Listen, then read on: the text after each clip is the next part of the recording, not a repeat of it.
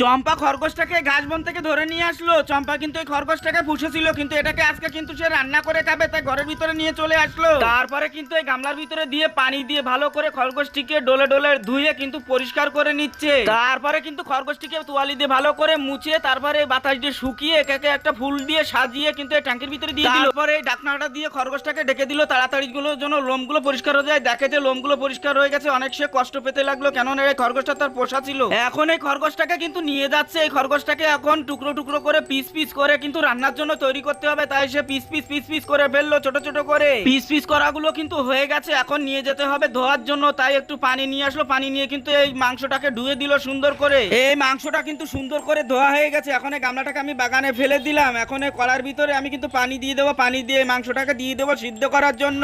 এই যে একটু কালো পোকার রস এর ভিতরে দিয়ে দিলাম, দিয়ে কিন্তু ঢাকনা দিয়ে ঢেকে দিলাম। বন্ধুরা, এই খরগোশের মাংসটি কেমন ভাবে রান্না হচ্ছে সেটা দেখার আগে অসহায় মাকে দেখে যদি আপনার একটু মায়া লাগে তাহলে ভিডিওটিতে একটা লাইক সাবস্ক্রাইব করে দিন। কিছু আদা কুচিয়ে, কিছু শুকনো জাল কুচিয়ে কিন্তু রান্নার জন্য প্রস্তুতি করা হচ্ছে। মাংসটা কিন্তু এখন সিদ্ধ হয়ে গেছে। এখন কিন্তু এই মাংসটাকে আমরা তুলে রেখে পানি একটু ঝরিয়ে তারপরে কড়াইয়ের ভিতরে একটু তেল দিয়ে তারপরে মাংসটাকে ভালো করে ভাজি করে নিব। এবারে প্রথমে আমরা কিন্তু এই রসুন দিয়ে দিলাম, তারপরে পেঁয়াজ দিয়ে দিলাম, তারপরে কিছু আদা বাটা, তারপরে একটু গোলমরিচ, এইগুলো দিয়ে কিন্তু এখন ভালো করে কষা করে রান্না করবো মাংসটা। দেখেন আমাদের মাংসটা কিন্তু সুন্দর করে রান্না হয়ে গেছে। এখন কিন্তু বন্ধুরা আমরা এই মাংসটা খাওয়ার আগে কোকটা আগে এই গ্লাসের ভিতরে ঢেলে দিলাম। আমরা এখন এই মাংসটাকে টেস্ট করে দেখবো যে আজকে রান্নাটা কেমন হয়েছে। এখন এই কাঠি দিয়ে কিন্তু এক পিস মাংস খুলে দারুণ হয়েছে, দারুণ।